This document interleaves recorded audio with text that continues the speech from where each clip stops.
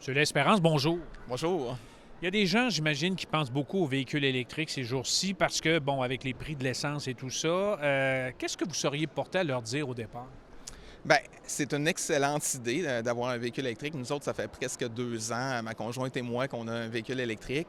L'important, c'est d'être capable de planifier. OK? C'est sûr qu'un véhicule à essence, c'est très simple. Tu arrêtes d'une station d'essence, tu mets de l'essence. Véhicule électrique, il faut planifier les trajets. Si on fait une bonne planification, par exemple avec les heures de repas, des fois, la perte de temps est juste de zéro. Par exemple, moi, je vais souvent à Québec. On arrête le temps d'une poutine au Bistrot Victoria à Berthierville, le temps de recharger le véhicule. Puis souvent, ça arrive même qu'il faut aller débrancher l'auto parce qu'il est prêt avant qu'on ait fini notre repas. Si on avait des éléments à améliorer, ce serait lesquels? Le prix, les distances à parcourir? Oui, bien, moi, je dirais que pour l'autonomie, c'est quand même déjà bien parce que c'est rare qu'on va faire 1000 km sans arrêter pour un repas ou sans arrêter pour une pause. Avec des autonomies d'à peu près 500 km, c'est quand même déjà bien. Ce qu'il faut, par contre, c'est des bornes de recharge rapides. Il faut qu'il y en ait un petit peu plus. À fin 2024, il y a eu énormément de ventes de véhicules électriques parce que les subventions étaient sur le point de baisser, mais les infrastructures de recharge n'ont pas suivi au même rythme. Ça s'est amélioré en 2025-2026. Il y a beaucoup de bornes qui se sont ajoutées sur le réseau. Mais ce qu'on a besoin, c'est des gros sites avec beaucoup de bornes en même temps pour éviter qu'il y ait de l'attente.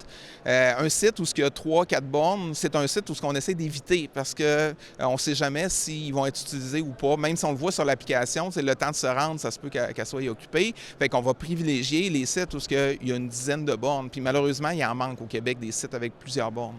Vous avez parlé de subventions, parlons d'incitatifs. Est-ce qu'ils sont suffisants présentement?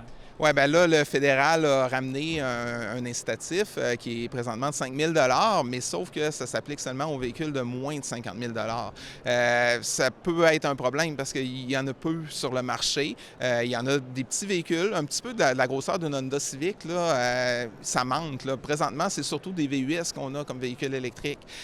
Cet été, il devrait y avoir des nouveaux modèles qui vont sortir, qui vont permettre d'avoir une meilleure offre, parce que c'est pas tout le monde qui a besoin d'un gros véhicule. Ça va aider. Avez-vous l'impression qu'avec les prix de l'essence, avez-vous l'impression qu'il va y avoir peut-être un engouement supplémentaire d'après vous?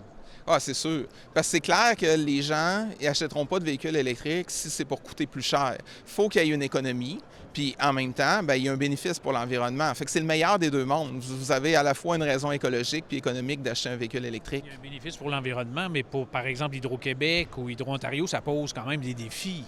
Oui, mais c'est important d'avoir des bons comportements pour la recharge. Par exemple, Hydro-Québec va avoir bientôt le tarif différencié dans le temps, où ce que la recharge de nuit va être extrêmement peu coûteuse. On parle d'à peu près 5 à 6 sous le kilowattheure pour recharger la nuit. Fait qu'on a des incitatifs qui feront aucun effet sur la pointe qui a lieu le matin ou qui a lieu en fin de journée. Fait que pour Hydro-Québec, c'est pas un problème.